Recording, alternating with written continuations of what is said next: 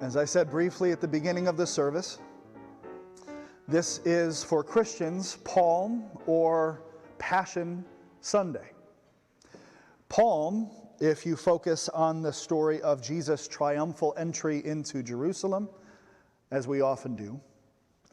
Or Passion, if you focus on the rest of the events of this week. Jesus' confrontation with the authorities, his last moments with his disciples, his arrest and crucifixion. And today for us will be some of each, grounded in Palm Sunday with more of the rest of the story than we usually get. And specifically what the creators of this series call Stations of Peter. 4 of Peter's most important Holy Week moments. I wanted to do this in part because it is so easy to miss Holy Week for all kinds of reasons. And frankly, even if you're here on Maundy, Thursday, and Good Friday, and then Easter Sunday, there is so much about Jesus' time in Jerusalem that week that we miss. But especially if we go from Palm Sunday to Easter morning. If we go from they laid the palms at his feet to they rolled away the stone. If we go from Hosanna to Alleluia, we miss a lot. So I wanted to spend some time there today, but I also wanted to do this because I am not ready to be done spending time with Peter. And if we skip these stories, we skip some of the most important moments of Peter's life. I have loved through this Lent spending time with the disciple Peter. And all through Lent, we have been getting lessons in faith as we watch his faith. If we miss these stories, we miss some important lessons. So let's start briefly with the Palm part of Palm Sunday. Different Gospels tell the story differently, but they all have the main parts of the story in common. Jesus is coming with his disciples to the Passover festival in Jerusalem. And he is coming to what he knew would be a series of confrontations. But even so, when he enters the city, he makes a show of it. Everything he does, from where he comes in, to when he comes in, to what he's riding when he comes in, to what the disciples do, how they lead the crowds in cheering and laying down branches and cloaks. Everything he does was meant to mimic a coronation, a king coming to his city. And he does this in a time of heightened security, Roman occupation, simmering resentments, imminent danger everywhere. And still, he doesn't just show up. He creates this choreographed, deliberate, painstakingly provocative performance, this civil disobedience, this street theater, this prophetic embodiment of a peaceful king. That's how he comes into the city. And in doing that, he set up this contrast that you could not miss between him and the brutal might of the occupying empire of Rome. He was embodying God's judgment and God's promise, God's no to this and God's yes to this. God's righteous judgment on everything that was fearful and violent. And here he was as God's promise, as a different way of life. Jesus, God's own self-revelation. As if to say to everybody there, this is your choice, the Pax Romana or the kingdom of heaven. And so when the crowds saw this and they cheered for this, they were right to cheer, even if they didn't know exactly what they meant, even if they would turn on him days later. When we celebrate this, we're right to celebrate. This is the right thing to want. Even if we know we can't always follow through, even if we can't stay there, and even if, as we do this week, even if we know what's coming. And this week we know what's coming because Jesus didn't stop there with this big entrance into the city. If he came to evoke the promised Messiah, he also came to provoke the powers of all kinds. And this is where Palm Sunday bleeds into Passion Sunday. Because right after Palm Sunday stuff, Jesus starts meddling. He goes straight to the temple and starts turning over moneylenders' tables, driving the money changers out with a whip. He spent the rest of the week finding trouble, seeking out confrontation everywhere he went. That's most of the story we miss. So sometimes we go from Palm Sunday, here's your king riding into the city, to he rose from the dead. What happened in between, and how could they kill this loving Son of God? You read the stories in between, it's no mystery. This is one of the scandals of Holy Week. You could say he didn't have to do this. He could have avoided the whole thing. And you have to hear in this sometimes Peter's misunderstanding and incredulity and even his frustration. Why are you doing this? As one scholar put it, anybody looking at Jesus doing what he was doing, to whom he was doing it, how he was doing it, would have looked at this man and said, this man is going to die. This wasn't a mystery. This isn't a mystery, that Jesus would be killed for doing what he did. And far from a remarkable death, the other scandal of Holy Week is that Jesus' death was so unremarkable. Put to death with dozens of other petty criminals as they would every year. He was simply disposed of, the way that brutal powers dispose of people they don't want to deal with. But Jesus had what all the prophets had: a righteous refusal to accept how things were, and a radical willingness to use his own life to show people another way. So I say this about Holy Week so we can understand at least a little of what Peter would have been seeing, how he might have felt, maybe even a little bit of why he did what he did. There was so much fear and fury and confusion here. They were on the brink of so much pain.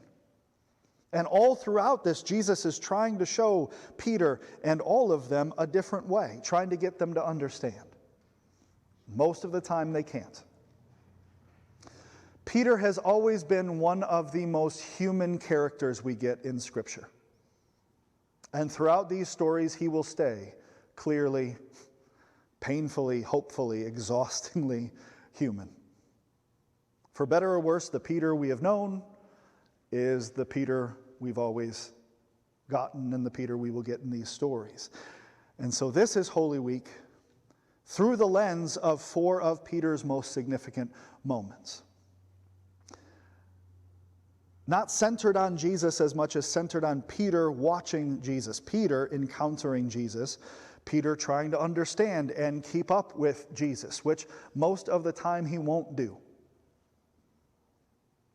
These are some of Peter's most important moments. Not the great ones, but some of the most important moments in Peter's faith. You cannot tell his story without them. You can't understand Peter's faith journey without these.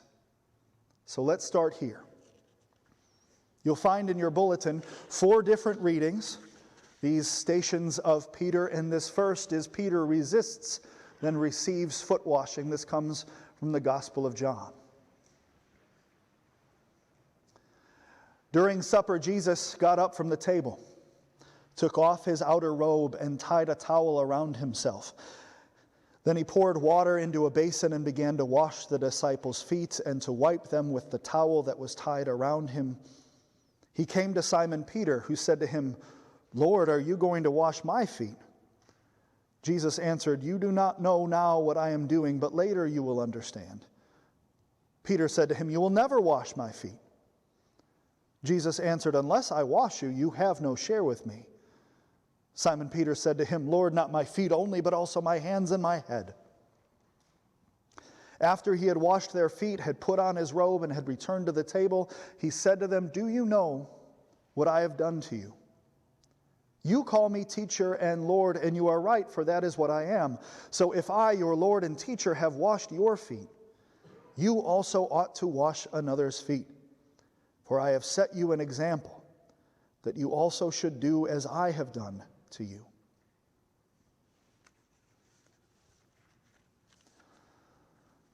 This might be my favorite Peter story. It might even be one of my favorite Bible stories of all, in part because so many things are so clear. The scene itself is so evocative. It's almost cinematic. It reads like stage directions if you were going to act this out. First, you get up from the table. You take off your outer robe. You tie a towel around your waist. You pour water into a basin. You wash their feet. You wipe them with the towel that's around your waist. You can almost feel the water, the slipperiness of the skin, the texture of the towel. It's like bathing a child and drying them off. And this moment is another embodiment, another physical enactment of Jesus' self-giving love. This is not just how much he loves his disciples. This is in what way he loves them. And so it's not just the imagery in this story that's so clear, it's also the message, which is love one another, not just as much as I have loved you, but love one another in the same way that I have loved you. Jesus literally says, "For I have set you an example that you also should do as I have done to you." It doesn't get more clear than that. And it might be my favorite Peter story because it might be the quintessential Peter moment. "You will never wash my feet." "Well, if you want to be in this with me, I have to wash your feet." "Well, in that case, not just my feet, but my head and my hands too." It is such a wonderful whiplash from never to okay, I'm all in. There is so much about Peter, not just his personality, but his faith, revealed in that one exchange. He has this firm belief in what should be, and then he has an openness to being wrong about this belief. His willingness to change, his curiosity for being taught a new way, his immediate passion for this new way. As I've said before, there is something childlike about Peter. "I don't know where I'm going, but I'm running as fast as I can. Oh, it's that way? Okay, I'm now running there as fast as I can." Jesus is trying to teach Peter. He's trying to teach the disciples, trying to teach us about the upside-down kingdom of heaven, which, of course, is only upside down to us. It is actually right side up. But if you spent your whole life living upside down, then right side up looks like upside down. I think that tracked. In the world that we know, the powerful are served by those below them, who are served by those below them. We think that care flows up. This is the world that Peter has been formed by. The powerful are cared by the less powerful are cared for by those with even less power than them, and they are cared for by, well, who knows, so they better start working their way up the ladder. And Peter, who's been formed by all of this, first refuses to let Jesus wash his feet. Says, "There's no way this is how it works. You are the great one. You are the Lord. You are my teacher. And not only that, you are my friend. You're the one who's about to die. There's no way you're going to be washing my feet. Everything I know says I should be serving you, caring for you. You will never wash my feet." And instead, after probably hundreds of times, one more time, Jesus tries to not just tell him, but to show him the upside-down kingdom of heaven, where even the most powerful, especially the most powerful, love like this. They care for those in their care, humbly, gently, vulnerably, tenderly. And Peter, to his credit, then receives those streams of mercy with his whole heart, and his feet, and his hands, and his head, and everything. The story could not be more clear. The nature of God, who God is self-giving love. This is what Jesus reveals again and again about who God is. And this is what God wants from you. Because when we love that way, we are not just doing what God told us. We are not just obeying. In love, we become a part of it. In love, we are participating in the life of God on earth.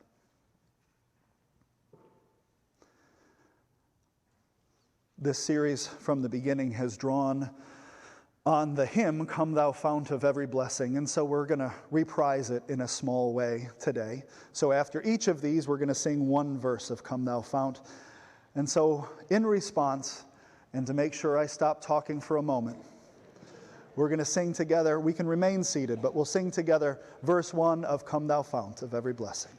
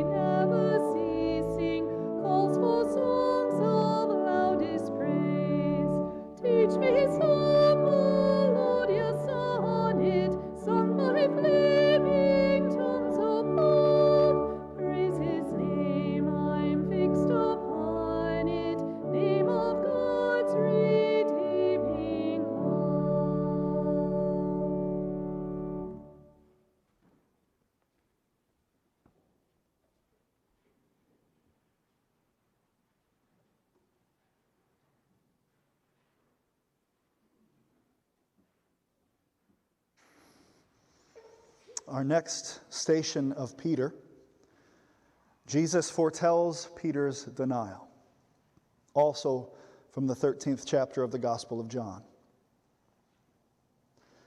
When he had gone out, Jesus said, "Where I am going, you cannot come. I give you a new commandment, that you love one another. Just as I have loved you, you also should love one another. By this everyone will know that you are my disciples, if you have love for one another." Simon Peter said to him, "Lord, where are you going?" Jesus answered, "Where I am going, you cannot follow me now, but you will follow afterward." Peter said to him, "Lord, why can I not follow you now? I will lay down my life for you." Jesus answered, "Will you lay down your life for me? Very truly I tell you, before the cock crows, you will have denied me 3 times."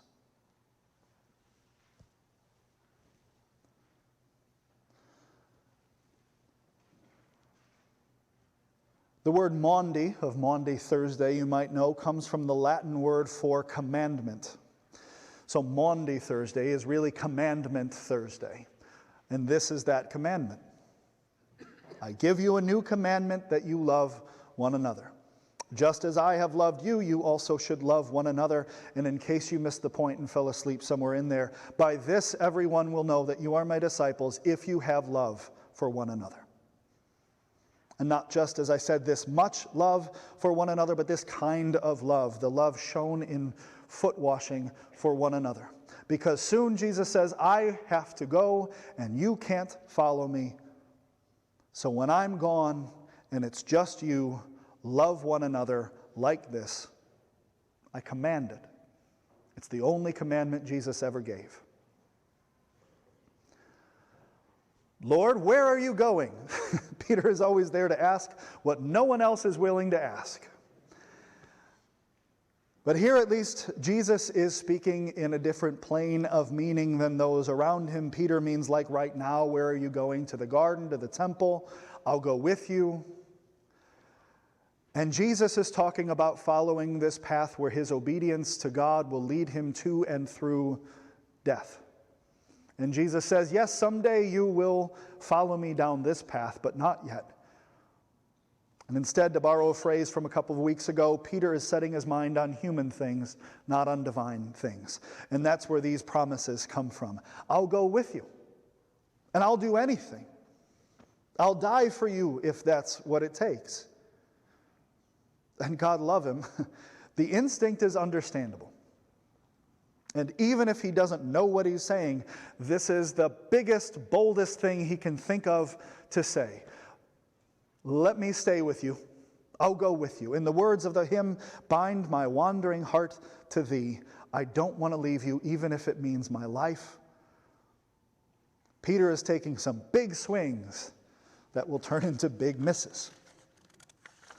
And you can almost hear Jesus say, really? Really, will you? Will you lay down your life for me? You are talking so big about something you know nothing about. You can hear the cutting edge in that. Jesus' frustration at what he knows are empty promises. They're well-meaning promises, but they're empty.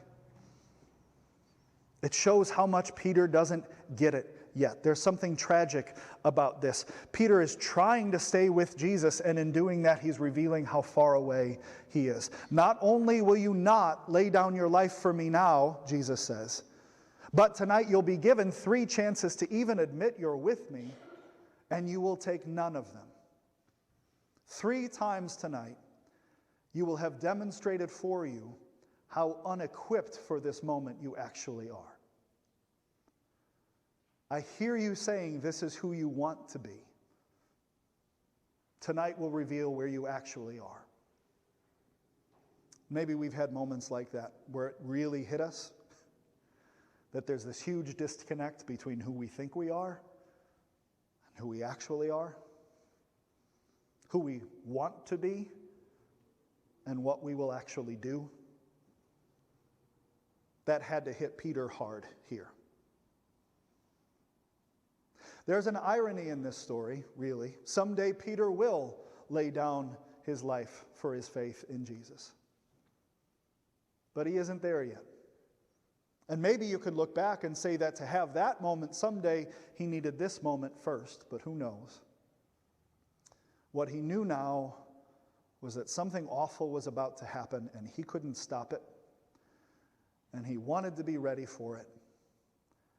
But it was becoming more and more clear he wasn't. Let's join in singing verse 2, Come Thou Fount of Every Blessing.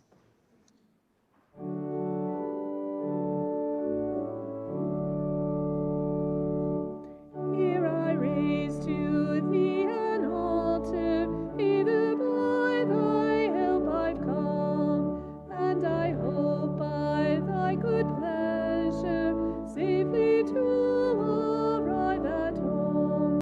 Jesus sought me when a stranger, wandering from the fold of God. He to rescue me from danger bought me with his precious blood.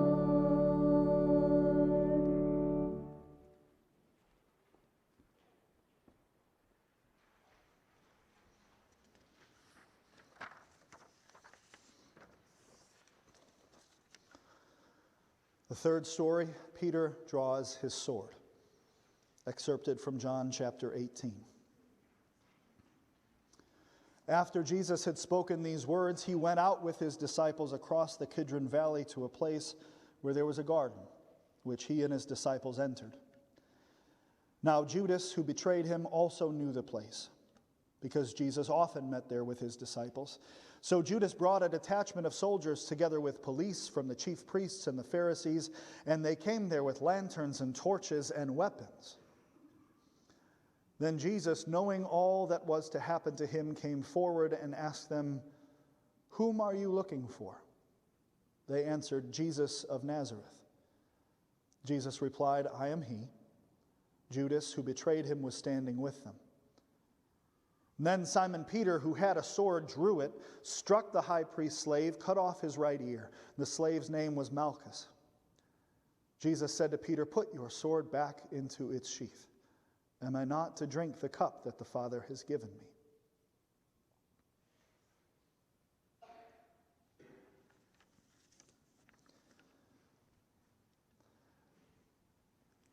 Evander Holyfield, the boxer, he was once preparing to fight Mike Tyson. And no, this isn't a cutting off the ear joke, but that's in there somewhere. I don't know where it's in there somewhere. But the press asked Evander Holyfield how he thought the fight was going to go, and he assured them that he felt good because they had a plan for the fight. When Mike Tyson heard about this, he gave one of my favorite sports quotes of all time. Everybody has a plan until they get punched in the mouth. And here Peter gets punched in the mouth. Peter had a plan. He had a sense of who he wanted to be. He had said yes to this man. He had followed him. He had walked on water for this man. He had learned everything he could as fast as he could. He let him wash his feet.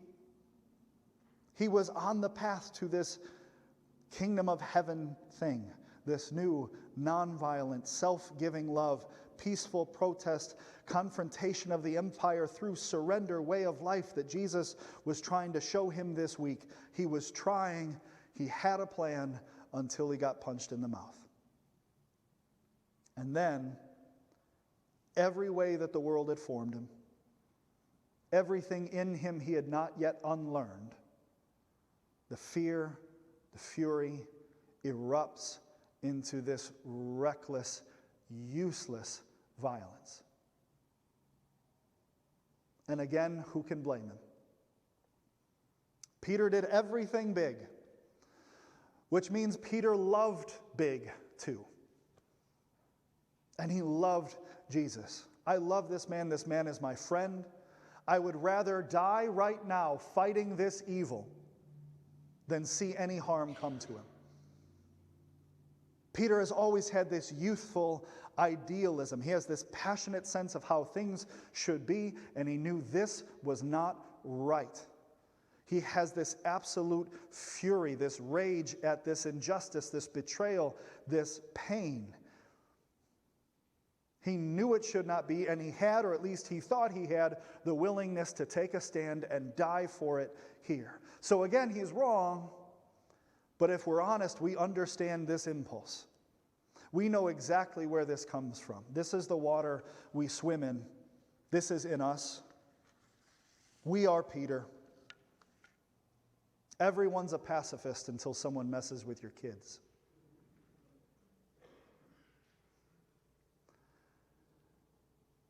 And yet this has to be such a discouraging moment for Peter, or for Jesus rather. Well, for Peter too. But for Jesus, to look at Peter and say, so you've learned nothing.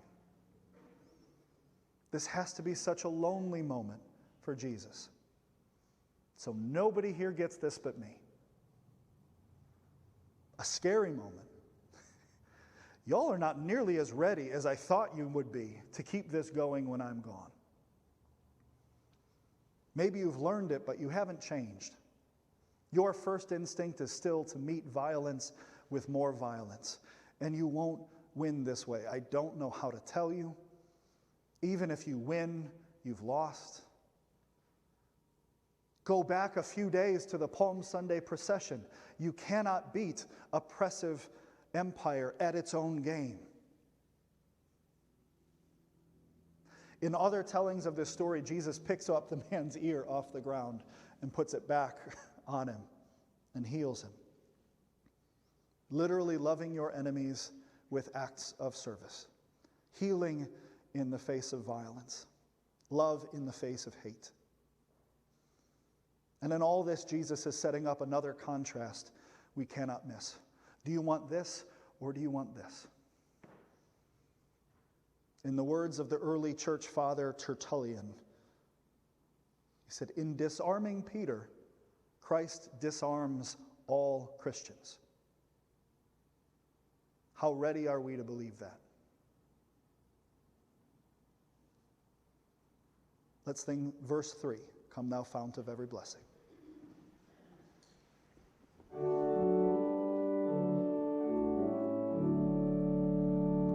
Oh, to grace, how great a debtor daily I'm constrained to be. Let thy goodness, like a fetter, bind my wandering heart to thee. Prone to wonder, Lord, I feel it, prone to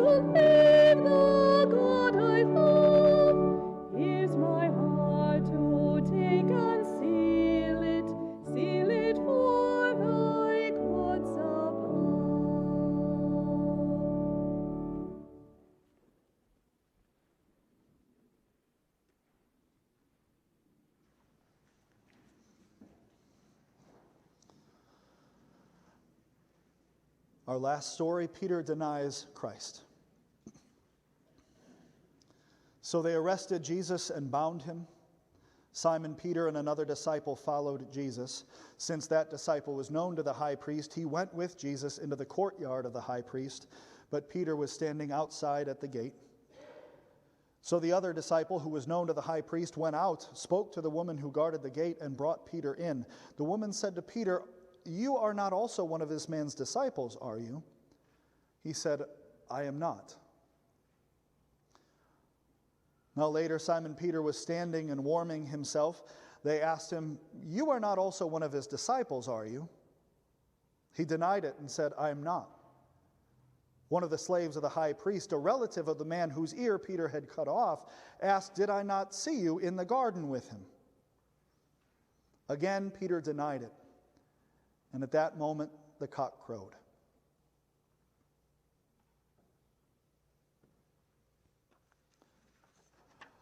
On the cover of your bulletin, you have a piece of artwork that was created by the artist T. Denise Anderson, created for this Stations of Peter service, and it's called The Descent. And it is, as I felt it at least, the 4 stages of Peter's journey through these stories. Shock, then fear, then fury, and then despair. This story has to be the despair. And these around him are the flames not of eternal torment, but the flames of hell on earth. The fire of shame and failure, the darkness of grief and loneliness. This is rock bottom for Peter. This isn't the end, but it must have felt like it. Prone to wander, Lord, I feel it, prone to leave the God I love. As I said at the beginning, this is Peter's arc through Holy Week, and it is sometimes awful. He keeps trying to reform. And I also hope we see Jesus, loving him the whole way. At no point does Jesus kick him out, or send him away, or condemn him forever. In fact, Jesus keeps inviting Peter to the next important moment. He just keeps saying, "Come with me, walk with me, stay with me, be with me through this, watch and learn." I'll say it one last time before the next time I say it. There is something wonderful about God's love for us shown in the love of Jesus for Peter. And to his credit, Peter keeps showing up. He keeps trying. As unprepared as he is, he keeps attempting to meet the moment and be for his friend who he needs him to be. He's not ready, but he doesn't let his failures keep him from showing up the next time. He has enough faith in Jesus' love for him that he'll risk it. Sometimes we have to do these things poorly at first and for a while we learn how to do them well. This is faith. It's sometimes a miracle, but mostly it's practice. Growth and change, and Jesus is willing to love him and be patient with him while he learns and unlearns and relearns. But that journey also means that they together have to endure moments like this. My guess is so have we at some point. Sunday is coming, as they say. There will be, for Peter and for Jesus and for all of us in a couple of weeks, reconciliation and renewal and resurrection and forgiveness and freedom and a fresh start. We have an Easter faith, not a Good Friday faith. But not yet. And in these stories and in our life, we can't skip to the end. So many of you have come up to me at some point this Lent and said something like, I really relate to Peter. Or I feel like I know Peter. And more than one of you, I think I am Peter.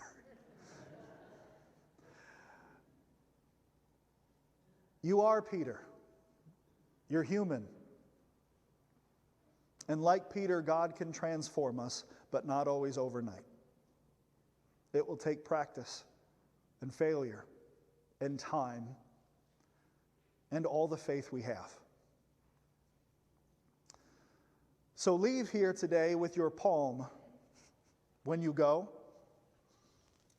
even if you folded it already, as a reminder of what you have said yes to, as a reminder of what is best and what you are willing to follow.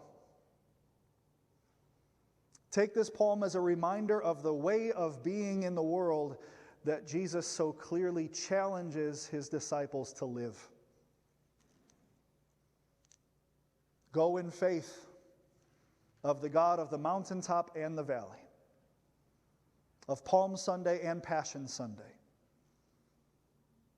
of an upside-down kingdom we can only sometimes see. We share in everything that Peter got wrong. May we also share in everything he got right. And may we hold on to that tightly through this Holy Week. Thanks be to God.